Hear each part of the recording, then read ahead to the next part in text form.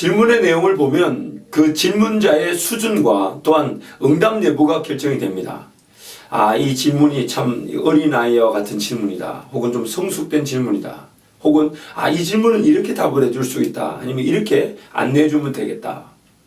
만약 엉뚱한 질문 혹은 틀린 질문, 잘못된 질문을 받게 되면 참 어떻게 대답해 줘야 될지 난감한 경우가 많습니다. 어떤 형제가 제게 찾아와서 제가 목사님 이번에 하나님께 기도했습니다. 이번 이 시험에 합격시켜달라고 기도했는데 시험에 떨어졌어요.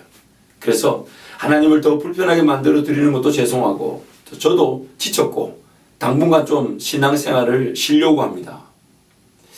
그런 말을 들으면 참 어떻게 해줘야 될지 모르겠어요. 물론 그 형제를 위해서 지금도 기도하고 기다리고 있습니다만은 질문에 따라서 분명한 그 수준과 응답 여부가 달라지게 되겠습니다. 그래서 우리는 항상 우리가 하나님께 드리는 질문을 까져 물어봐야 합니다. 이것이 하나님이 제대로 응답하실 수 있는 질문인지 아닌지, 제대로 응답하실 수 있는 질문인지 아닌지. 그래서 대개 우리의 질문은 두 가지 형태로 나타나는데 하나는 틀렸고 하나는 하나님이 기뻐하시는 형태죠. 하나는 하나님을 이용하고자 하는 것이고 하나님의 능력이나 하나님의 일하심이나 하나님의 역사를 이용하고자 하는 질문이고, 또 하나의 질문은 하나님 그분이 일하실 수밖에 없도록 응답하실 수밖에 없도록 하는 질문이 될 것입니다. 하나님을 이용하고자 하는 질문, 어떤 필요와 상황에 일을 해결하고자 질문하는 경우는 대부분 이런 경우입니다. 하나님 왜 이렇습니까? 왜 이렇습니까? 왜 이렇습니까? 왜 이렇습니까? 왜 안 됩니까? 왜 안 됩니까? 왜 안 됩니까? 이런 의문을 많이 남기게 됩니다. 그러나 하나님이 일하실 수밖에 없도록, 하나님이 응답하실 수밖에 없도록 하는 질문은 하나님의 뜻이 무엇입니까? 하나님 이것을 통해 하나님께서 저에게 가르치고자 하는 것이 무엇입니까? 저를 준비시키시고 훈련하고자 하시는 목적이 무엇입니까? 하나님의 더 큰 계획이 무엇입니까?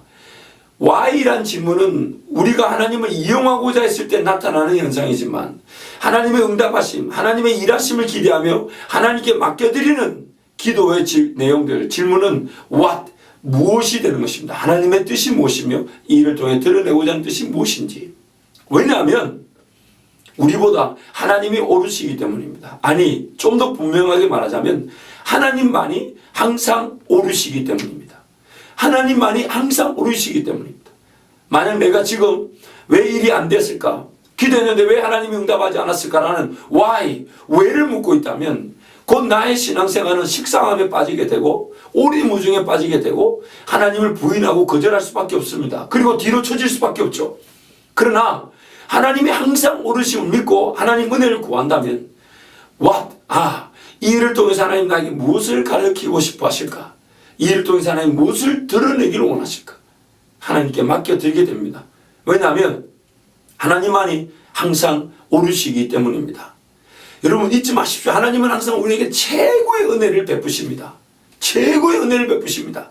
지금 우리에게 허락되어지는 그 모든 것들, 비단 일이 안 되는 일이 있다 할지라도 그 모든 일을 허락하시는 하나님의 뜻은 최고의 은혜를 베푸시는 것입니다. 우리의 영적 상황, 육적 상황, 인격, 그리고 우리의 준비된 자질, 또는 인격 형성, 하나님과의 관계, 그 외에 하나님 고려하신 우리의 관계된 모든 것들을 고려하셔서 하나님 항상 최고의 은혜를 베푸십니다.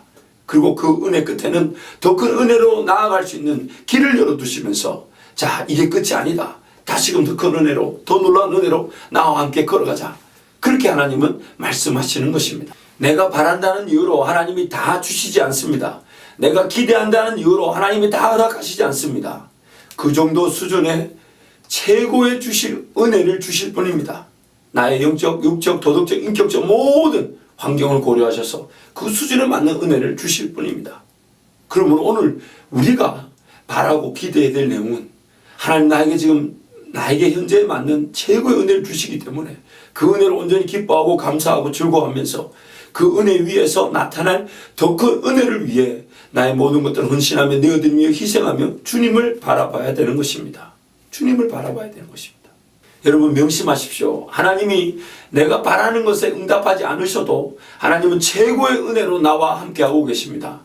하나님은 내가 기대하는 것에 부응하지 않으셔도 하나님은 그렇게 내가 기대하는 바에 부응하지 않으셔야 될 더 큰 이유와 목적을 가지고 계시기 때문에 응답하지 않으시는 겁니다.